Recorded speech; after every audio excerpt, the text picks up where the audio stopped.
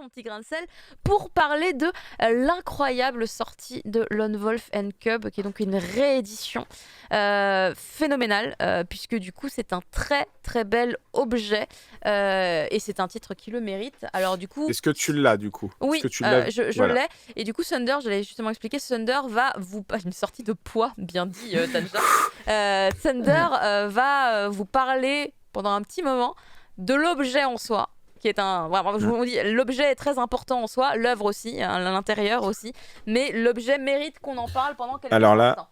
là, ce qui va être sympa, c'est qu'on va faire un truc, un binôme. Ça veut dire que Caro va m'aider, elle va présenter les choses quand j'en parlerai, parce que je ne l'ai pas, enfin je l'ai en physique, mais je ne l'ai pas là présentement. Donc déjà, on peut voir un truc avec ça, c'est la taille du livre.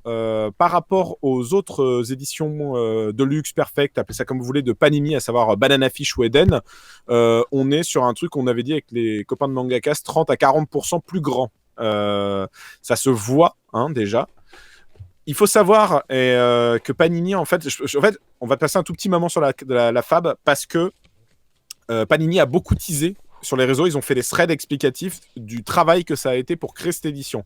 Donc, on va être sur des volumes qui comportent environ 3 volumes de l'édition d'avant. On est sur des tomes triples, très épais, comme vous le voyez, très gros. Et donc, il se posait des questions assez vite. La première, c'était que si c'est des pages plus grandes, il faut scanner les pages vis-à-vis des originaux. Et le Japon n'avait pas de scan conséquent. Donc, Panini a dû acheter une Kazenban, donc une édition perfecte japonaise, qui est déjà grande, qui a un format effectivement proche, du coup, pour le coup, là, des Eden et des Banana Fish. Ils ont scanné toutes les pages une par une en 4K. Pour avoir ce rendu-là, et pour pouvoir zoomer dedans, pour avoir quelque chose qui faisait que ça pixelisait pas. Et donc là déjà, première chose, quand vous aurez le livre en main, ça ne pixelise pas, et c'est le premier vraiment truc intéressant à avoir. Mais en plus de ça, on a pris des pages doubles. Alors si tu peux trouver une page double, une page où il y a une illustration sur 2 pages, ça m'intéresse, parce que l'autre particularité du travail qui a été fait par Panini, et c'est un travail qui est... Moi, je le vois jamais, c'est qu'ils ont recadré le scan de chaque page dans la page de papier pour que le milieu d'une page double ne soit pas mangé par le milieu du livre, en fait. Donc, en gros, ils avaient expliqué qu'ils avaient déplacé de 8 à 10 mm, je crois, chaque page à la main, pour que tu aies un écart, en fait, conséquent. Voilà. Et alors... Du coup, là, on le voit pas trop parce que tu es tout petit. Est-ce que tu peux approcher le plus possible juste pour montrer le milieu? Vous voyez, quand on écarte énormément, on voit qu'il y a du blanc entre les 2 pages, ce qui fait que votre illustration n'est pas mangée. Donc, quand vous tenez le livre qui est gros, l'illustration, globalement, ressemble à ce que vous voyez en dessous de nos trombinoscopes.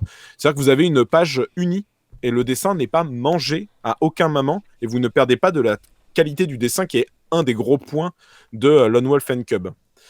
En plus, bon là on va être sur du toucher, du ressenti. La couverture est en papier un peu, comment on appelle ça? Tu dirais comment toi, Caro, qui l'a en main? Le papier? Le papier de la couverture. Ah, de la couverture. Moi j'avais dit que c'était un papier texturé qui faisait un peu... il était mat, c'était pas un papier ni plastique ni lisse. C'était un papier mat qui avait une très très légère texture. Ça fait pas papyrus, tu vois, mais imagine un papyrus très doux au Exactement. toucher. Et ça, en plus de ça, c'est couplé avec... Alors attends, quelqu'un dit pas en sens japonais. Si, c'est juste que la caméra de Caro inverse peut-être. La mienne, elle est retournée. La caméra est retournée. Comme ça, en fait, quand je fais ça, c'est vraiment là pour moi. Car sinon, c'est inversé. C'est ça. Donc, non, c'est bien en sens japonais, vous inquiétez pas. Sinon, oh mon Dieu, regarde, ils n'ont pas écrit dans le bon sens. Oh mon Exactement. Dieu. Et du coup, alors, c'est super que tu mettes en avant les écrits, parce que l'un des autres trucs qui a été pensé, c'est quelles illustrations on garde pour la couverture. Il y avait les illustrations de... j'ai un trou de mémoire d'un coup, l'auteur de comics... Miller. Merci, de Frank Miller, d'époque, que Panini avait prise. Et pour cette édition-là, ils ont dit qu'ils voulaient rendre hommage au trait original, et donc ils ont repris des illustrations plein format comparé aux anciennes éditions qui étaient dans des carrés dans la couverture. Donc là, vous avez quand même un beau... Alors là, pour celui-là, c'est vert, mais vous avez un beau beurre pétant. Et pour approcher ça, vous voyez que là, il y a un travail de maquette pour que les kanji ne viennent pas manger les personnages.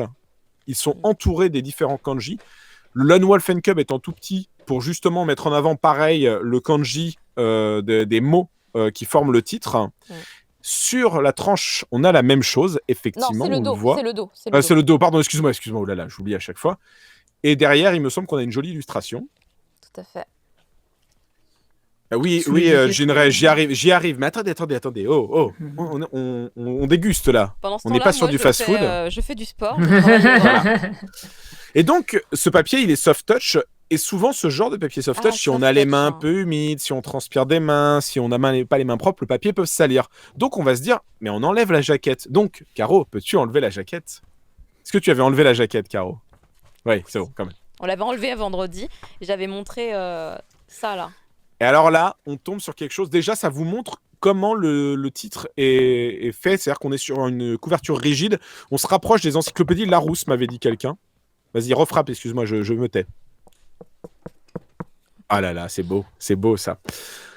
On est sur une dorure, c'est un marquage à chaud, en fait, donc ça veut dire qu'on a pris du métal, du papier métallisé ou du métal et qu'on l'a marqué comme un poinçon à chaud sur la couverture.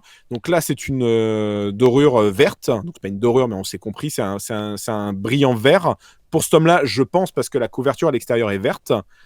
Et vous avez un minimum d'informations, je pense aussi.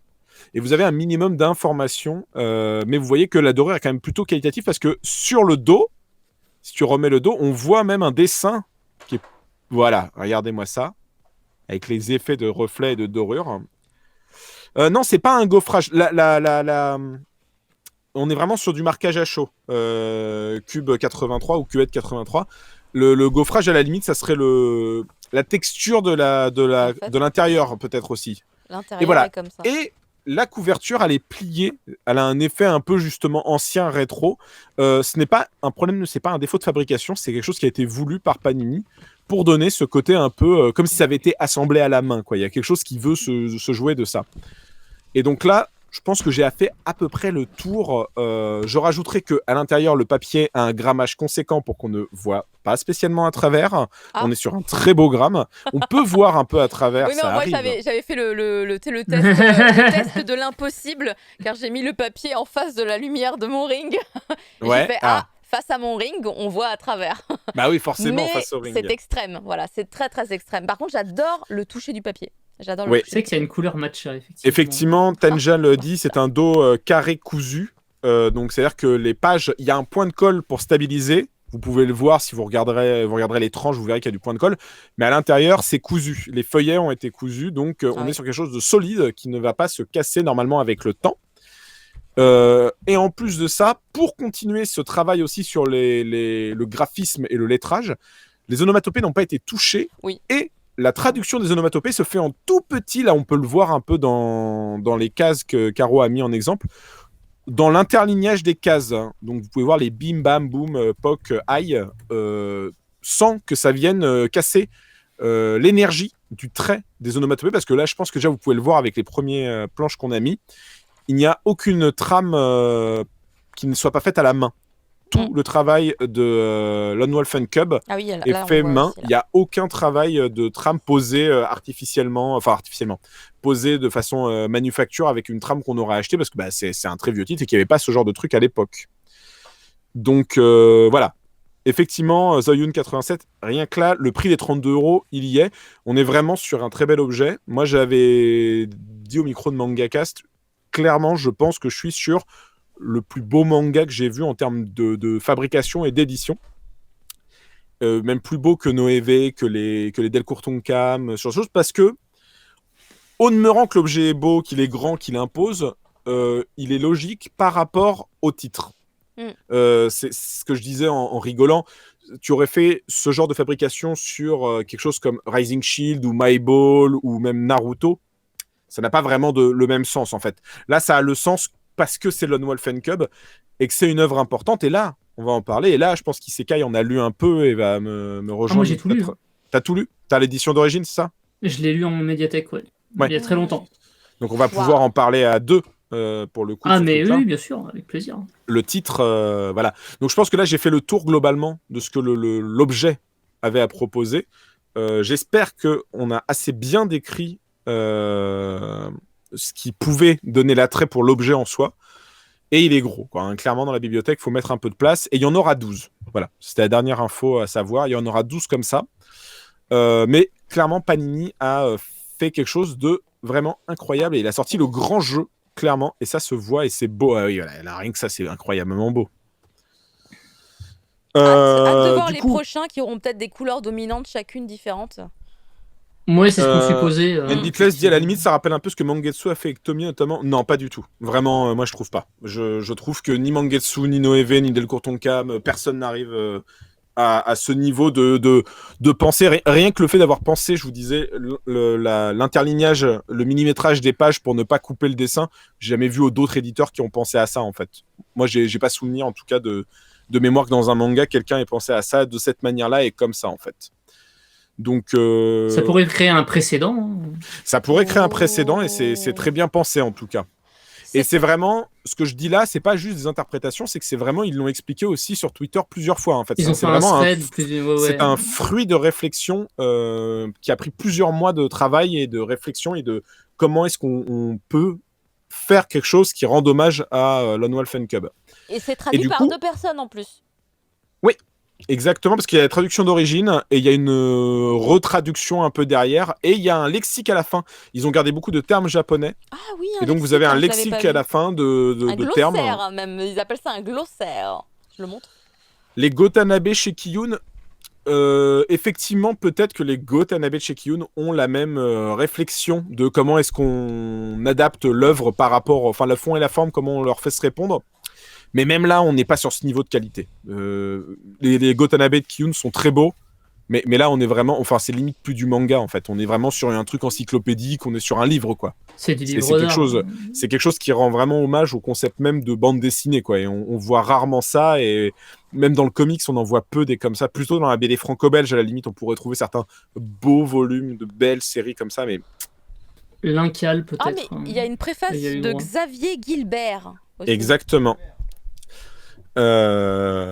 Et donc du coup, on va quand même un peu parler de Lone Wolf and Cub, de quoi ça parle. On est dans un Japon assez tumultueux, on est à la fin de la période Edo de mémoire, et on suit donc un homme du nom de Ogami Ito, qui est un ronin, donc un samouraï sans maître, et qui parcourt le Japon, on ne sait pour quelle raison. Il est accompagné de son jeune fils Daigoro, qui a 3 ans. Il le porte donc dans une poussette un peu spéciale parce qu'il n'y en a pas beaucoup des landaux comme ça au Japon. À cette époque-là, c'est pas très commun et encore plus pour ce qu'on va dire après. et Ogami Ito, en fait, il se balade dans le Japon et il a une pancarte dans son dos marquant fils à louer, service à louer, Ogami Ito, style d'épée. Je ne me rappelle plus le nom de son style et de son école. Et globalement, il loue ses services et les services de son enfant. Et donc, Ogami Ito, il a une autre particularité, c'est que c'est un assassin, c'est un tueur qu'on engage contre pas mal de rémunérations pour abattre ses cibles. Et donc on peut se dire, oh là là, mais attends, qui c'est ce personnage qu'on va suivre? Il a l'air quand même, c'est un hitman quoi. Il a l'air quand même assez froid, calculateur, impitoyable. Il a pas l'air de prendre le parti d'une forme de justice, on peut se dire au premier abord. Et on va suivre donc de chapitre en chapitre les pérégrinations de ce duo assez insolite. D'histoire en histoire, les histoires se suivent pas forcément. Il combat avec un sabre de cavalerie. Non, pas spécialement, en tout cas pas au début, pas dans le premier volume. Non, il a un katana. Sur la couverture, c'est pas enfin sur l'image qu'il y a à l'écran, il me semble que c'est un Naginata en fait. Oui, en fait c'est plus ça. Voilà, c'est en fait le landau a des armes cachées. Et en fait, les côtés du landau, il a des espèces de bâtons en bambou. Et quand il appuie sur un bouton, ça sort une lame et ça devient un naginata, tout à fait.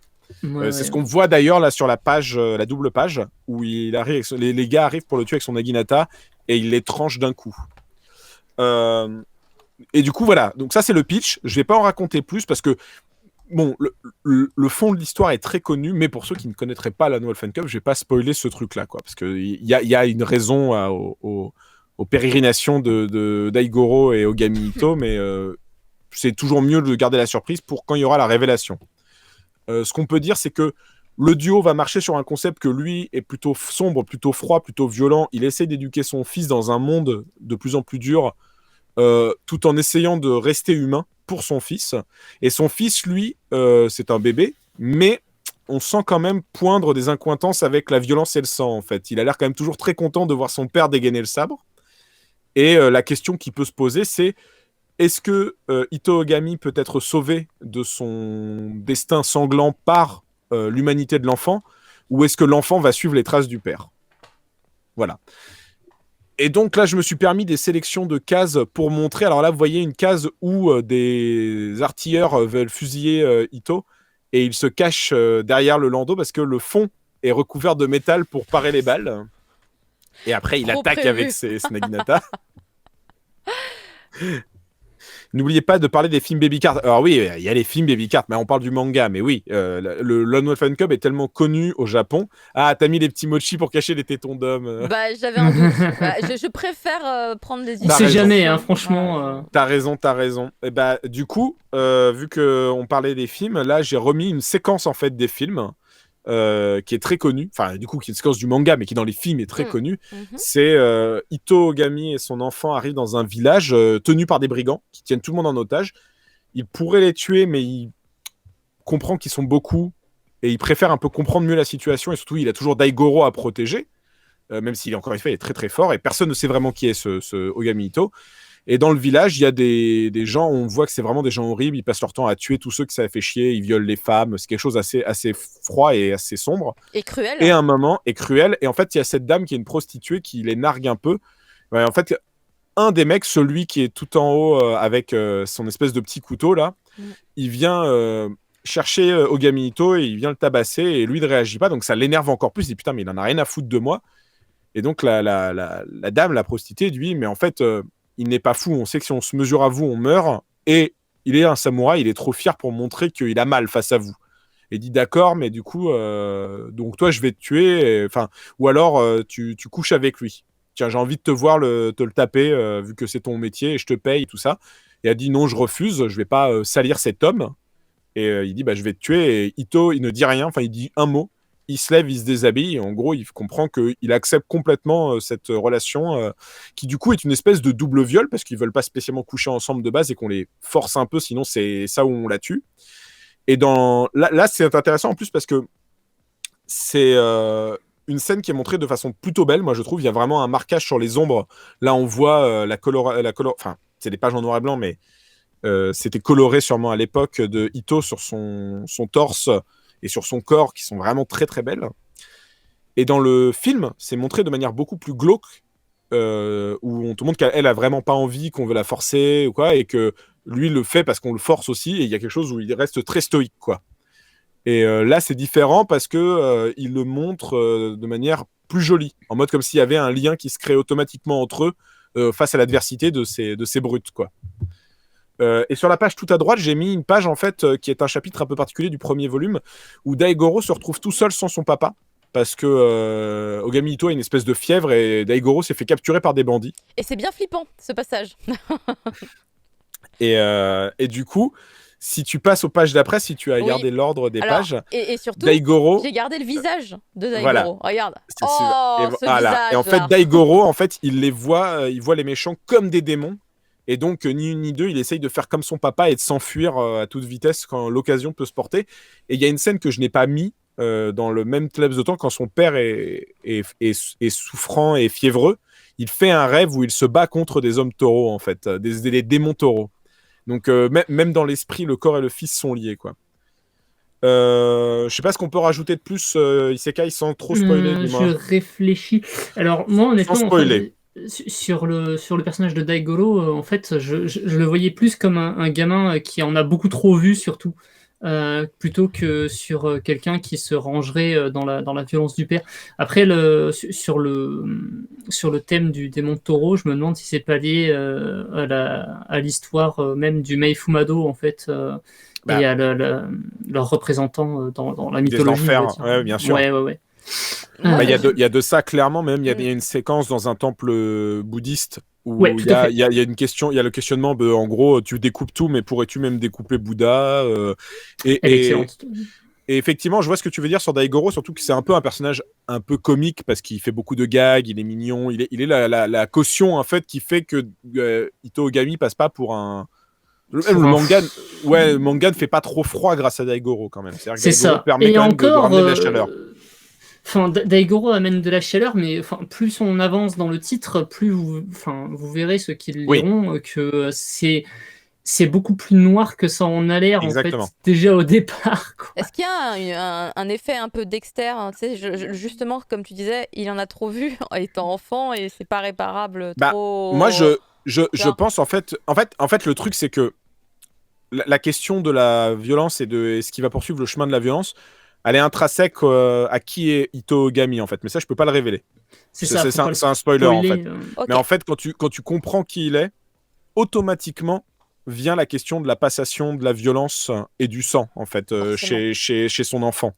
Et tu le vois que effectivement là on voit qu'il en a trop vu, qu'il s'enfuit, qu'il essaye de faire comme son papa, il essaye d'être fort et courageux, mais il y a vraiment des chapitres où son père dégaine le sabre et là tu vois il applaudit, il est content que son père ait tué des gens, tu vois.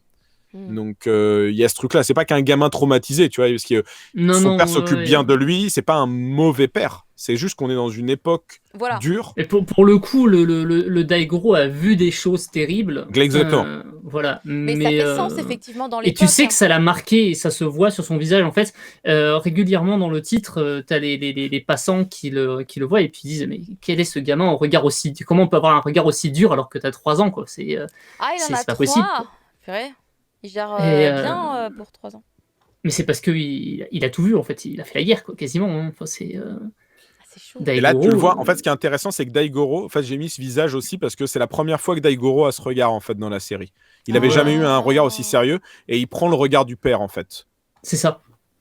Et voilà. Je sais pas si c'est une forme d'imitation je pense que c'est ça parce qu'il y a un chapitre avec des Yakuza qui font une salutation de Yakuza, tu sais, en mettant la main derrière le dos et en se penchant, en mettant une autre main devant.